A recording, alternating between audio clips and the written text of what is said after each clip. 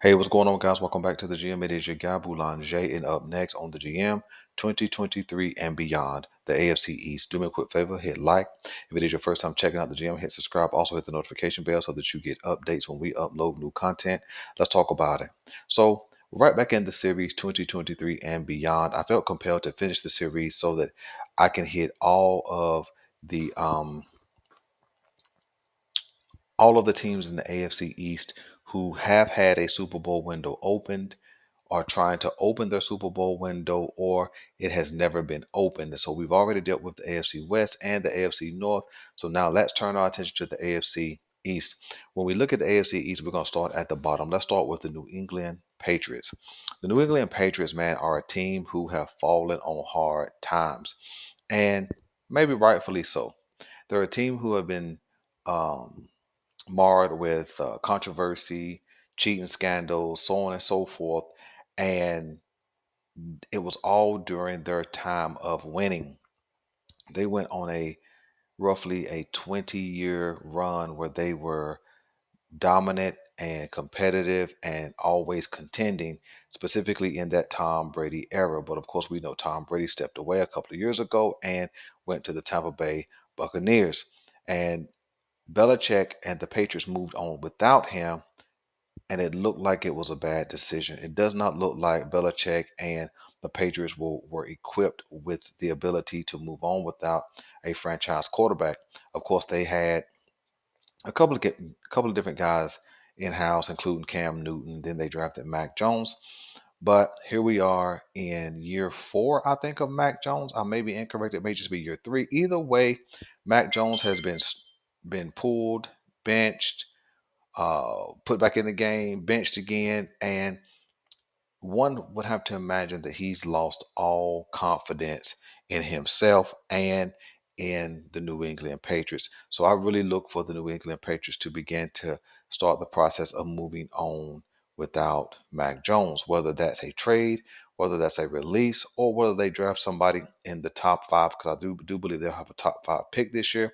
They draft somebody in the top five and allow Mac Jones to be their bridge till they get to their new guy long term. I think another big question for the New England Patriots is going to be whether Bill Belichick stays or goes. I think personally, Bill Belichick and the Patriots are at a place where they need to part ways, whether Bill Belichick goes into retirement or he goes to another team. I just think it's time for both of those parties to have a fresh start. And I think that starts this offseason. So when you think about the New England Patriots, a team that has been reigning and ruling the AFC for a period of time, you would have to say their present is very, very cloudy and their future looks very, very cloudy as well. Does not look like they have any hope in sight of getting back to a place where they have a Super Bowl window opened. I think they'll hit reset at quarterback. I think they'll hit reset at tight end. They'll hit reset at wide receiver, and they'll probably hit reset with a couple of defensive players. And I think they'll try to create a lot more cap space and accumulate some draft picks and just totally rebuild this team, head coach, offensive coordinator, defensive coordinator, and the likes. So look for the Patriots, man, to be down for a while. I'm saying probably a 3 to 4 year period where they kind of scrape the bottom of the barrel in the AFC East and the AFC as a whole. Let's jump to the New York Jets.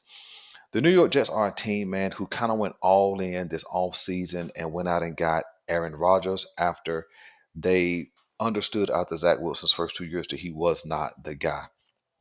The New York Jets do New York Jet type things, and they let a guy in Mike White, who went to the division rival Miami Dolphins, they let him go after he showed a lot of promise in relief work for Zach Wilson on last year. But for whatever the reason, they didn't feel compelled to re-sign him. Maybe they had Aaron Rodgers in their sights the entire time. Either way, man, they do New York Jets type stuff, right? I mean, think about it. You move all the obstacles and barriers, and you go get Aaron Rodgers, and he tears his Achilles in the first game, fourth play, something like that, and he's been out ever since. And I know he's working hard to get back, but the Jets don't have a real hope of making the playoffs this year.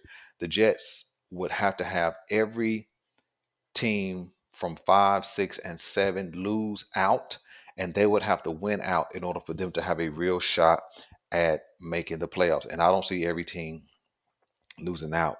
And so the Jets, I commend them for going all in. I commend them for making a real push to try and get this young, talented, stout defense and offense that's equipped to sustain drives and put points up, but they have not done that. I commend Robert Sala for being an adequate coach and a guy who's kept his team together. And he really didn't have any options at quarterback. Now, maybe he could have went out and got Joe Flacco and brought him back to be a backup while Aaron Rodgers is getting healthy. Maybe he could have made a trade at the trade deadline, but I guess maybe they were hoping that Zach Wilson could hold down the fort as they understood Aaron Rodgers was trying to get back. But whatever the situation is, the Jets in their immediate, they look very, very cloudy. They will not make the playoffs this year, and they will go into another offseason and be looking for answers probably at the quarterback position, because you got to ask yourself, a 40-year-old Aaron Rodgers, I can't remember, I don't know if he's 39 or 40. Either way, he's old for a quarterback. 39, 40-year-old Aaron Rodgers coming off an Achilles tear. What will he look like in 2024? Will he be some semblance of the Aaron Rodgers of old who could lead this offense, or will he be a gimpy shell of himself? Who knows? But right now, it looks very, very cloudy and dark for the New York Jets. But their future looks pretty bright. They have a lot of guys on defense who are studs, and they don't have a lot of cap money into those defenders just yet. They will. Sauce Gardner, Quinn Williams. Um, there's another guy on their defense that's really, really good. And so they'll start putting money into their defense. And I think that the Jets, in my opinion, they need to hit reset offensively. They need to get off some of those guys they paid contracts to, like Corey Davis. I don't know if he's hurt or just not playing. Alan Lazard has not shown up this year, of course. But have really, really bad quarterback play. So you can't expect the wide receivers to be any good if the quarterback is terrible. Um, they got a guy like Garrett Wilson, who could definitely be a pivotal piece for long term. Excuse me, for this New York Jets offense. So they have a lot of young players. They didn't give up a tremendous amount to get Aaron Rodgers, so maybe they'll make a strong push next year. Not 100% sure, but I think in 2025, they're going to be looking to get a new young quarterback to go with this new young team. I look for the New York Jets to make a real push next year in 2024 to contend, led by Aaron Rodgers. But beyond 2024, they're probably going to have to press reset at the quarterback position. They may be able to draft a guy next year. That is the Jets draft a guy in the 2024 draft, one of those later rounds, second, third, or fourth round, and stash him behind Aaron Rodgers and let him learn.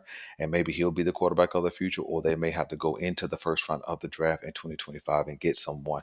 Either way, the Jets kind of seem to be uh, dark and cloudy right now. A little bit of sunlight for the 2024 season, and then a huge cloud over the 2025 and beyond, especially at the quarterback and offensive line positions. So that's what I think about the New York Jets. Let's jump to teams who uh, are contenders and have been contenders. Let's start with the Buffalo Bills. The Buffalo Bills have been a team who has been teetering with contending for a number of years. They drafted, of course, Josh Allen in 2018, and he had performed well ish those first couple of years. They went out and got him a top-notch wide receiver, and he took off 2020, 2021, 2022. Played really, really well, and in 2023 kind of took a step back. I think that the Buffalo Bills had a Super Bowl window opened, especially when they were playing against the Chiefs in the AFC Championship. I've said that a window kind of goes, you get into the playoffs and you win a early round game, you make it to an AFC Championship, and then you end up in the Super Bowl.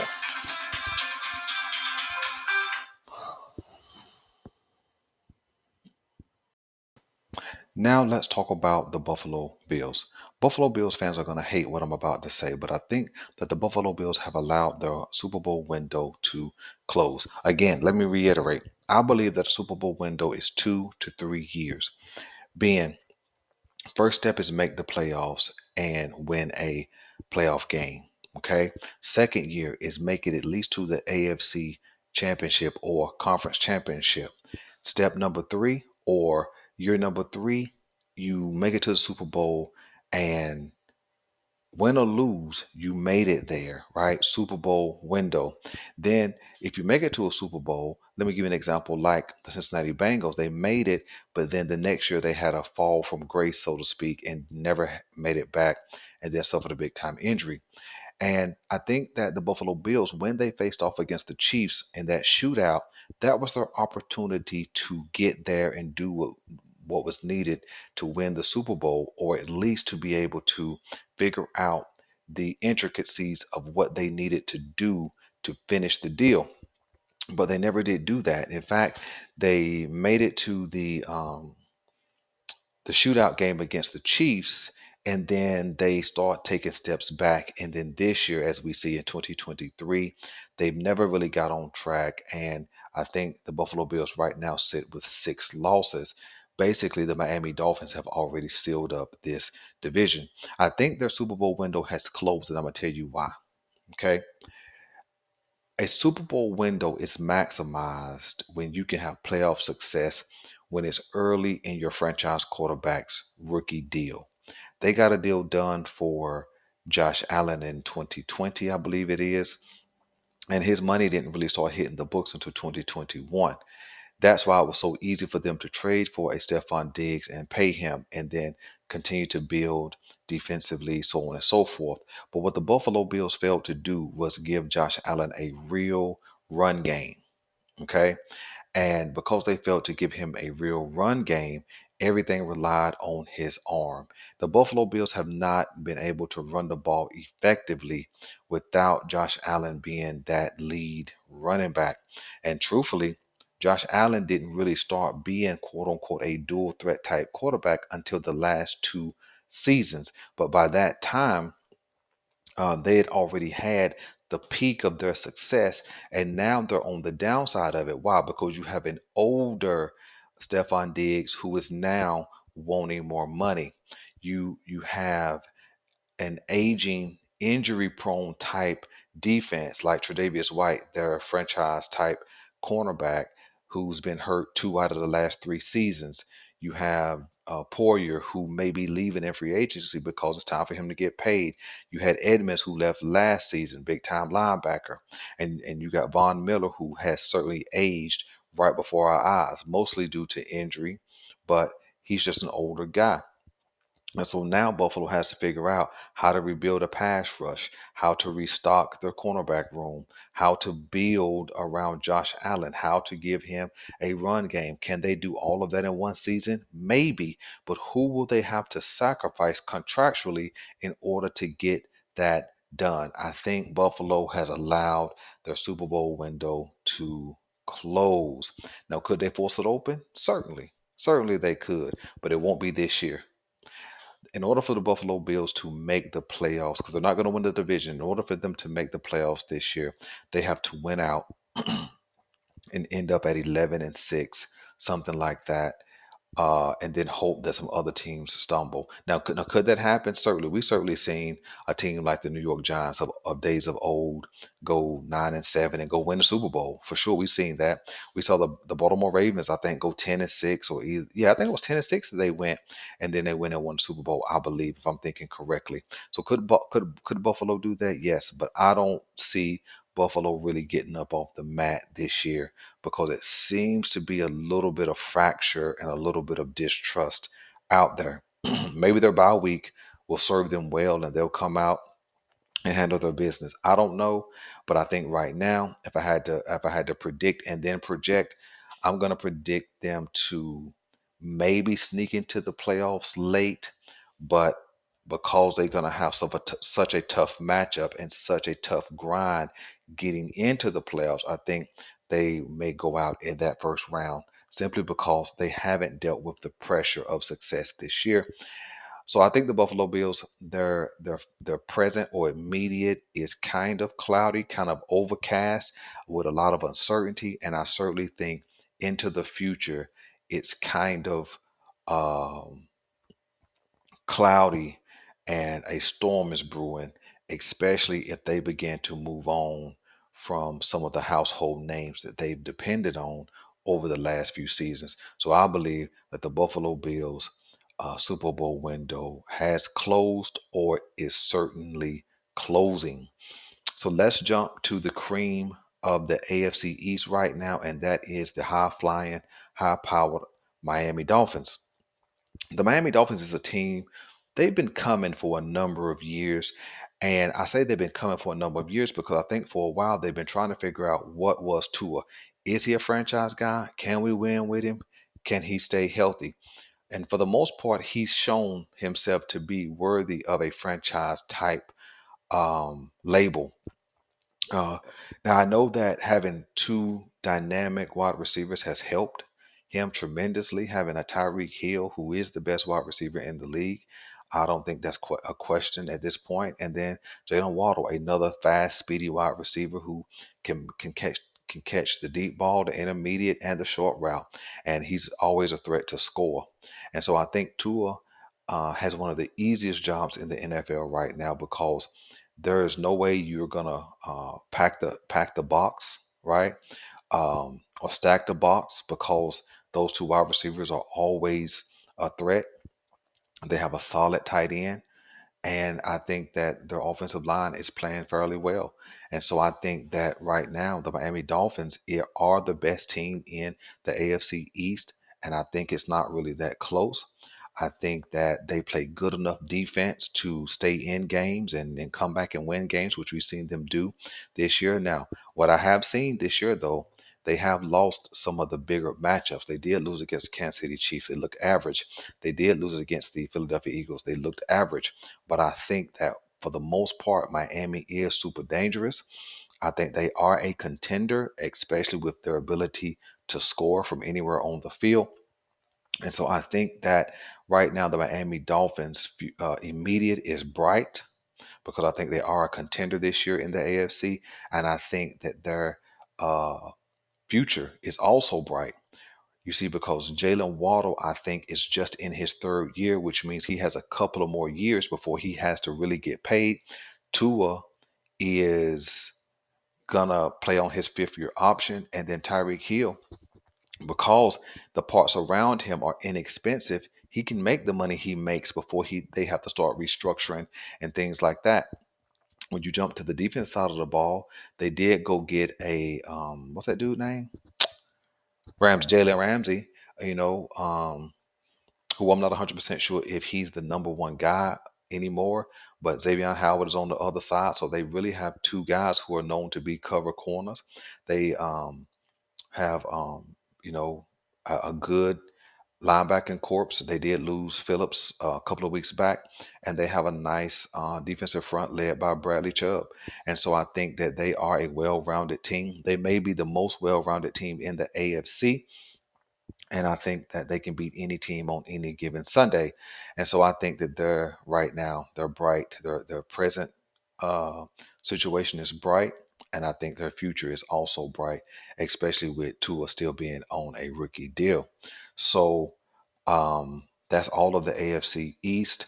I think for the next couple of years, the only team that's really going to stand out is going to be the Miami Dolphins and maybe a restructuring, not a rebuilding, but a restructuring Buffalo Bills. I think the Jets could make some noise for 1 year. That's with a healthy Aaron Rodgers, but that's a question. And then I think my New England is going to be in full blown rebuild mode. So listen, let me know what you guys want me to know. I'm your guy Boulanger. This is the GM, and we're out.